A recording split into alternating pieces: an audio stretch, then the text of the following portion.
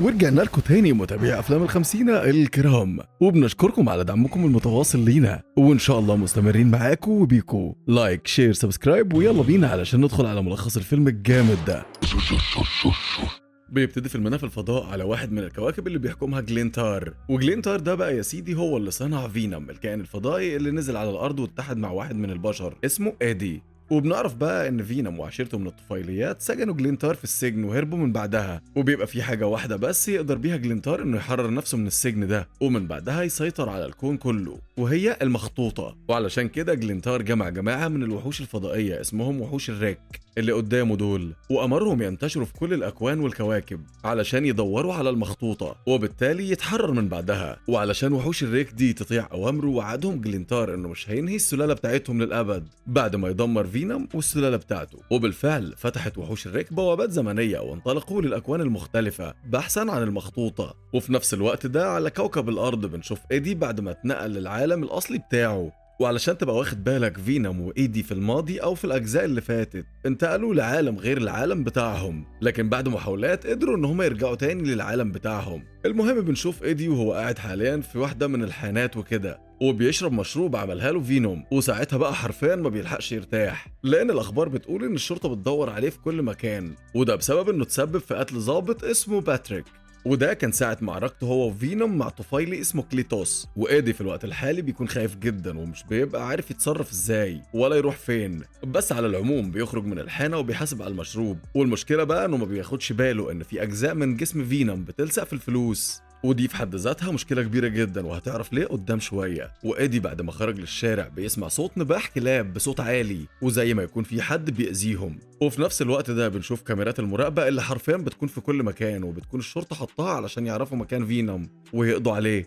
وبعد ما بيدخل ايدي للمكان اللي محبوسه فيه الكلاب بنعرف ان الجماعه اللي دخلوا عليه دول بيستخدموا الكلاب في اعمال وتجارب غير قانونيه، وبيطلب منهم ايدي انهم يحرروا الكلاب بالحسنى لكنهم بينشفوا دماغهم. فانطلق فينوم ومسكهم كلهم وعلمهم الادب وفي النهايه بياكل راسهم، ودي بتكون وجبته المفضله. وبعد ما بيخرج ايدي في الشارع علشان يشوف هيروح فين دلوقتي ويرجع امريكا ازاي، بنلاحظ في نفس ذات الوقت واحد من وحوش الريك ماشي وراهم وبيكون مترقب ايه بالظبط هنعرف كمان شويه. وعلى الناحيه التانية بنشوف الشرطة والضباط وهما بيراقبوا ايدي في كل تحركاته، وبسرعة بيحددوا مكانه، وبينطلق فريق من القوات الخاصة بقيادة العقيد ريكس للحانة اللي كانوا قاعدين فيها. وساعتها صاحب الحانة لاحظ بقايا جسم فينوم على الفلوس وقرب منها كده من باب الفضول، لكن بسرعة كده دخل العقيد ريكس وخده هو الأول ومشي. وفي نفس الوقت وفي مكان تاني بنشوف الدكتورة باي وهي نايمة في البيت وبتصحى على كابوس مزعج جدا، واللي شافت فيه اخوها الصغير زمان ساعة ما كانوا مع بعض والبرق صعق ومات.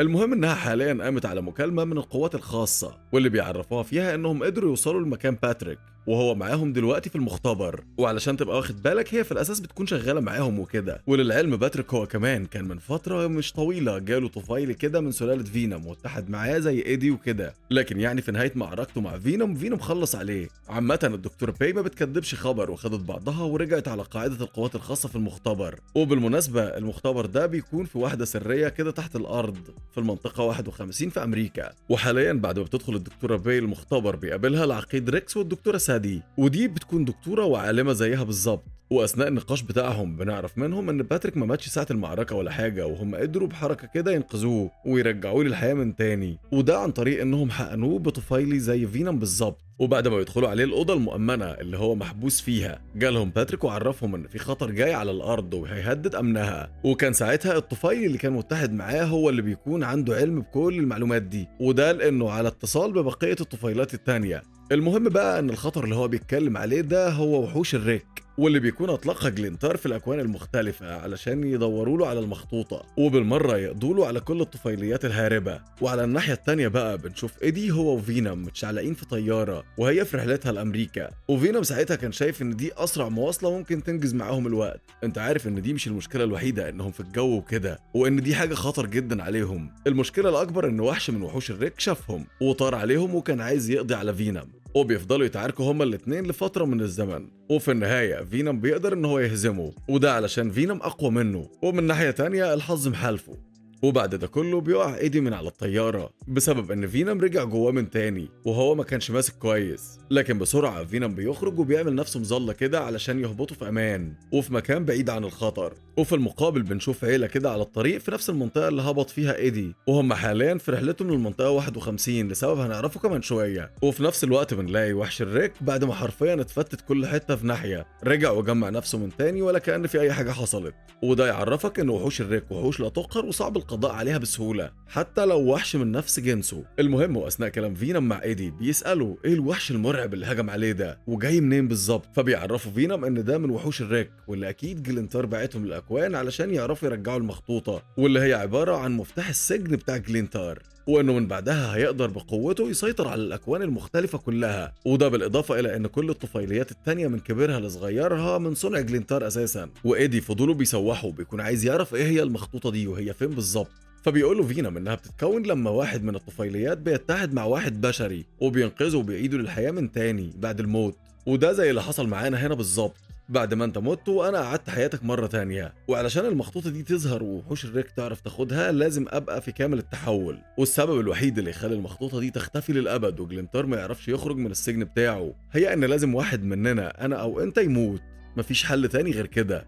وفي الوقت الحالي ما بيكونش في ايديهم حاجه يعملوها غير انهم يفضلوا يهربوا من الوحوش لحد ما تموت بطريقه او باخرى. وبعد شويه مشي شاف ايدي قدامه حصان، وده بالنسبه له طوق نجاه في الوقت اللي هم فيه ده.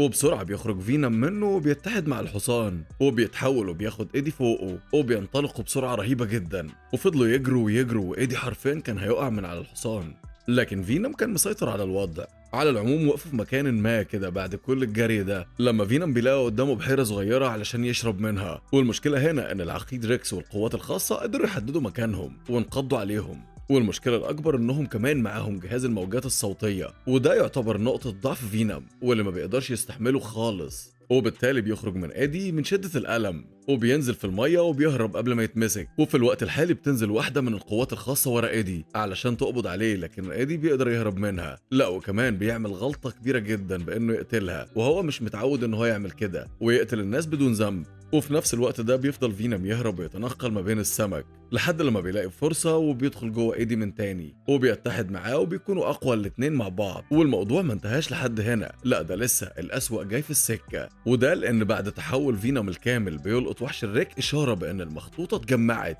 وبالتالي بيهجم عليهم من تاني. وبسرعة كده بيقدر ايدي وفينوم انهم يهربوا تحت المية بعيد عن انظار وحش الريك.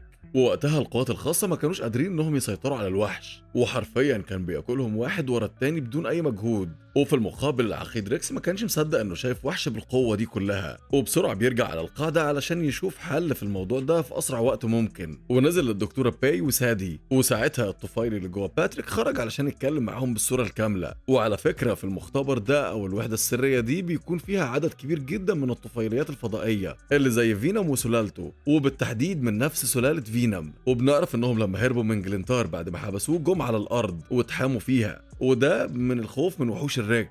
وده مش علشان يدمروا الارض خالص زي ما الكل كان معتقد. والوحيد اللي قدر يجمعهم كلهم ويسيطر عليهم ويبعدهم عن اي حد هو العقيد ريكس، وبيكون عنده هدف وهو انه يمسك ايدي باي شكل من الاشكال علشان ينتزع منه فينوم ويحبسه زي البقيه. المهم الطفيلي ده بيعرفهم ان الوحوش دي جايه للارض علشان هدف واحد بس، وهو القبض على فينوم بالاخص لان هو الوحيد اللي المخطوطه اتكونت جواه. وجلينتار بيسعى انه ياخد المخطوطه دي علشان يحرر نفسه ومن بعدها يدمر بقيه الشعوب، والارض طبعا ليها النصيب الاكبر من الدمار ده. فبيقول له ريكس ايه اسرع حل دلوقتي قبل ما الموضوع ده يزداد سوء. فبيعرفهم الطفيلي ده ان طالما ايدي وفينوم عايشين فبالتالي المخطوطه هتفضل موجوده، ولو واحد منهم مات المخطوطه دي هتموت. وبسرعه بيتحمس ريكس للفكره دي وقال انه لازم يخلص على اي واحد فيهم هما الاثنين وبالمره ياخد حق الفريق بتاعه اللي الوحش خلص عليهم في لمح البصر.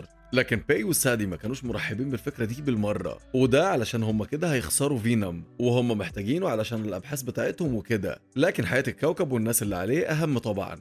وعلى الناحيه التانيه بيوصل ايدي بعد مشي كتير لمكان ناس مخيمين وكده، وبيطلعوا دول نفس العيلة اللي شفناهم على الطريق من شوية، والعيلة دي بتكون مكونة من الأب مارتن والزوجة مون وأولادهم الصغيرين. وبنعرف ليه بقى هم رايحين للمنطقة 51 بالأخص، وده لأن مارتن كان عنده اعتقاد إنه بيتعمل فيها تجارب على الفضائيين، وإنه عايز يشوف فضائي منهم ويوثقه. المهم بيقعد إيدي معاهم وبياكل ويشرب وبيرم عظمه، وبيعرف منهم في وسط الكلام كده إنهم رايحين للمنطقة 51، فبيطلب منهم إنهم ياخدوا معاهم في طريقهم، وبالفعل بينطلق معاهم في العربية. وبعد ما بيوصلوا للمدينة بيسيبهم إيدي وبيكمل هو في طريقه. وبنلاحظ حرفيا إن أي كاميرا في أي حتة بترصد وش إيدي بتنقل وشه مباشرة للقوات الخاصة وبتعرفهم مكانه علشان يقبضوا عليه. وفي الوقت ده إيدي بيكون محتاج عربية علشان يعرف يتنقل بيها براحته من غير ما يضطر إن هو يخلي فينوم يتحول وكده.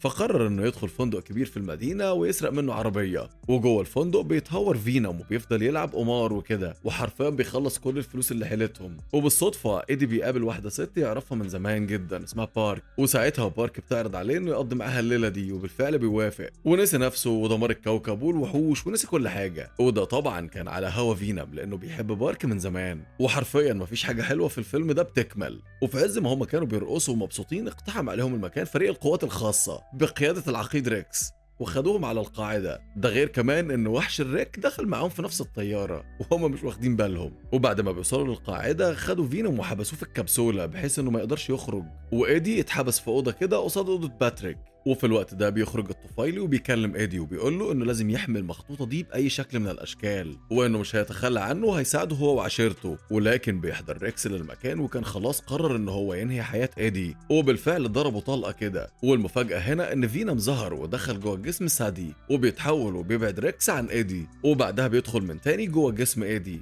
علشان محدش يأذيه وبيرجعه من الموت. لكن بسبب التحول ده وحش الريك اقتحم عليهم المكان علشان ياخد المخطوطه، وفضلت كل القوات تضرب فيه، لكن حرفيا ولا الهواء ولا في اي حاجه بتاثر فيه ولا بيتخدش حتى. وساعتها بقى وفي وسط كل الضرب ده وحش الريك ما كانش مركز غير على فينوم وبس. لكن بسرعه بيخرج باتريك والطفيل اللي معاه وهجموا على الوحش ده علشان يعطلوه، لكن حرفيا الوحش بلعه جواه. وبسرعه كده قبل الدنيا ما تبوظ بتحرر سادي كل الكبسولات اللي فيها الطفيليات، وده علشان يقدروا انهم يهاجموا وحش الريك. وبالتالي الطفيليات دخلت جوه الناس اللي موجودين في المكان وتحولوا، وسادي كمان دخل جواها طفيلي وتحولت، وبدأوا كلهم يهاجموا الوحش. كل ده في مقابل مساعدة ايدي انه يهرب هو وفينوم بالمخطوطة. لكن وحش الريك قوي جدا جدا ومش فارق معاه اي حاجة، وكان بيبلعهم واحد ورا التاني. ومن بعدها بيخرج من المختبر وبيسحب الكل معاه، وساعتها ما بيقدرش ايدي وفينوم انهم يهربوا. والمشكله هنا ان طول ما فينوم متحد مع ايدي فالوحش مش هيهدى، وده لانه شايف قدامه المخطوطه وهي هدفه وعايز يخطفها باي شكل من الاشكال. وفي المقابل بقى بنشوف عيله مارتن وصلوا اخيرا للمنطقه 51 املا في انهم يشوفوا احد الفضائيين اللي قطعوا المشوار ده كله علشانه. عامه هم طلبوها ونالوها، واتصدموا بقى لما شافوا عدد الفضائيين والطفيليات اللي مالوا المكان حرفيا. وساعتها بيتحقق حلم مارتن اخيرا. مش انت عايز تشوف فضائيين؟ اتفضل يا سيدي. والاهم من كل ده بيطلع ايدي من وسط الزحمه دي لبرج المراقبه، وبسرعه بيطلعوا عيله مارتن هم كمان علشان ما يتاذوش. لكن المشكله الحقيقيه في الوقت ده ان البرج بدا يتداعى وخلاص هيقع بعد ما انفجر فيه ضربه جامده من قاذفات الوحده. ولو انت معتقد ان الوحش اتاثر من الضربه الجامده دي اللي تسببت في مقتل واحد من الطفيليات تبقى غلطان. وساعتها البرج بيقع من عليه فينوم وايدي وعيله مارتن كمان. لكن بسرعه بيلحقهم فينوم بمساعده اتنين كمان من الطفيليات وبينقذوهم من الموت. وبسرعه كده جت لهم باني وخدتهم في العربيه بحيث انهم يبعدوا شويه عن وحش الريك. لكن الوحش بدأ ان هو يصدر موجات وكده، والموجات دي اتسببت في خروج كل الطفيليات من جسم كل الناس. ومش بس كده، الموجات دي في الاساس بتكون زي نظام رسالة كده لجلينتار، وده علشان يبعت وحوش اكتر للمكان ده. وبالفعل اتفتحت البوابات الزمنية وبيخرج منها عدد كبير جدا من وحوش الريك. المشكله ان هم مش قادرين يسيطروا على واحد، هيعملوا ايه مع العدد المهول اللي جاي لهم ده؟ وساعتها بيتصرف ايدي تصرف ذكي ولكن متهور في نفس الوقت، وبيجذب كل وحوش الريك ليه عن طريق المخطوطه، وبالتالي بيروح وراه ريكس بالطياره علشان يقذفوهم كلهم مره واحده. لكن كل ده بيكون على الفاضي والوحوش ما بتتاثرش بالضربه. ده غير ان ريكس كمان اتصاب من الوحوش، وايدي واحد من الوحوش مسكه وكان هياكله حرفيا. لكن بسرعه بيجيله مارتن وبيضربه بالقذيفه وبيحرره من الوحش. وبيقع ايدي على الارض وهو مصاب، بس لحسن حظه بيلحقوا فينوم وبياخدوا في مكان بعيد عن الوحوش شويه، وفينوم بيقول لايدي ان خلاص دي النهايه، وانه لو ما ضحاش بنفسه الوحوش هتفضل تكتر وتكتر لحد ما يدمروا الارض حرفيا، وقال له انه مفيش في ايده خيار تاني ومستحيل يضحي بيه هو، فبالتالي بيعالجه من الجرح بتاعه وبيخرج للوحوش وهو متحد معاه، ومن بعدها الوحوش بتتجمع عليهم، وقادر انه يجمعهم كلهم في ثواني معدوده، وبيبعد ايدي بعيد عنه، وبكده دي بتكون اخر مره بيتحد فيها فينوم مع ايدي. وبسرعة بيطلب فينوم من ريكس انه يفتح خزانات المواد المنصهرة اللي موجودة في الوحدة، وبالتالي المادة دي فضلت تنزل على فينوم والوحوش، وكانت على بعد ثواني انها تبخر الوحوش وفينوم في نفس الوقت. وبيودع فينوم صاحبه ايدي للمرة الأخيرة، وبسرعة بيطلع ريكس قنبلة وبيفجرها في خزانات المواد المنصهرة، وده بيتسبب في انفجار المكان كله باللي فيه، وساعتها بتهرب باني وسادي بسرعة من المكان، لكن الانفجار كان كبير جدا وكان هيقتلهم، بس بتطلع باني الطفيل اللي معاها وتحولت، وبسرعة أنقذت سادي وخرجوا هما الاتنين من الانفجار، وبالشكل ده بيموت فينوم ووحوش الريك والمخطوطة في نفس ذات الوقت، وده معناه انه بيضيع على جلينتار فرصة الخروج من السجن، وهيفضل محبوس في العالم بتاعه بقية عمره. وفي النهاية بعد كل الخسارة والبهدلة دي كلها وخسارة ايدي لصاحبه الوحيد، إلا إن باني بتكتشف إن عندها قوة خارقة، وده طبعا باين على ايدها اللي بتنور دي، وده غير إنها كمان لما اتحولت الطفيل اللي كان جواها كان فريد من نوعه، وشكل كده الموضوع ده هيبقى عليه كلام كتير في اللي جاي. وفي الآخر خالص بنشوف ايدي بعد ما فاق، وساعتها بيجيله الجنرال وبيشكره على الخدمة اللي قدمها للكوكب، وبيعرفه كمان إن صديقه فينوم مش هيقدر يشوفه للأبد، وهو ماشي بيعرفه انه لو فتح بقه لاي حد وحكى عن كل اللي حصل ده هيقضي الباقي من حياته في السجن. وطبعا ايدي بعد ما بيخرج من المستشفى للعالم مش بيقدر ان هو ينسى صاحبه الوحيد فينوم وكل الايام الحلوه اللي قضوها سوا. بس كده يا صديقي لحد هنا بينتهي فيلمنا، لو عجبك التلخيص لايك شير سبسكرايب، واشوفكم الفيلم اللي جاي. كان معكم محمد خليل، سلام.